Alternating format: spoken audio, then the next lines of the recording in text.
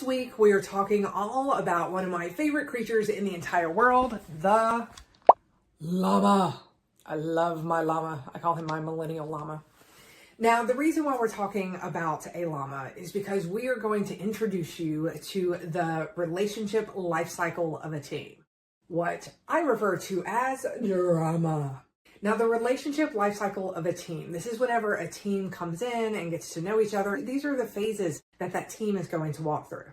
Now, we can line up the word drama with the 5 phases of the team. So in the top phase, in D, you have dazzle.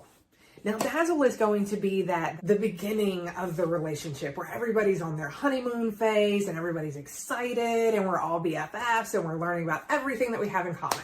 And life is great. High energy, maybe a little bit of shyness, but everybody's moving forward and things are working.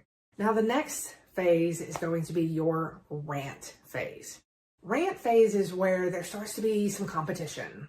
Your team members will start competing for different resources. And these resources could be your time, could be the elite projects. It could be a new promotion, whatever those resources are. This is where your team is going to start competing for those. And they're going to start trying to figure out how do they fit within the dynamic of the team. This is where conflict is going to happen. Conflict is not a bad thing.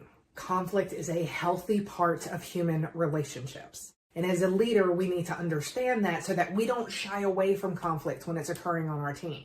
Because in the virtual world, many times we're being pulled into the conflict much later. We're being pulled into the conflict when the employees realize that they can't handle it on their own. So the rant phase, if you can successfully navigate the rant phase with your team, then you get on the other side, which is the align phase. Now, the align phase is where everything starts gelling, right? People start coming together, the team is moving forward. The individuals have more confidence in their self, but they also have more confidence in the team as a whole. This is where instead of talking about me, I'm going to be talking about we. We have an idea of what the team's goals are and how we're going to achieve those goals. Now, the next step, you know me, the M, it's got to be for some magic. Now, this is where everything comes together and it's just amazing. I've been on few teams, not many, a few teams where we reached this level and there was nothing like it. And my favorite team, y'all have heard me talk about this team, but we were a group of misfits. We never should have been able to perform the way that we did. But our leader helped us navigate out of that rant through the align. We hit the magic phase and there was nothing like it. Now, on the other side of the magic phase is going to be adapt. Adapt is the phase of where anything changes. Anything.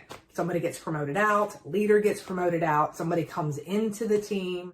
Anything that changes the dynamic of the team is going to be that adapt phase. It's going to be that fear. Who is going to be my new leader? Are they going to like me? How are things going to change? How is my workload going to change? The agreements that I had with my prior leader, or am I going to be able to keep them with my new leader?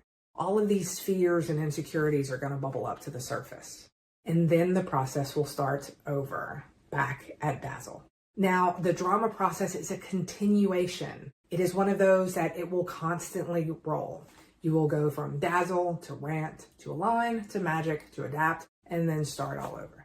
So as a leader looking at your team, what phase is your team currently at right now? What phase do you want them to be at? So thank you so much for being here today. I hope you had an amazing day and an amazing week. And don't forget, you got this. I'll see you next week.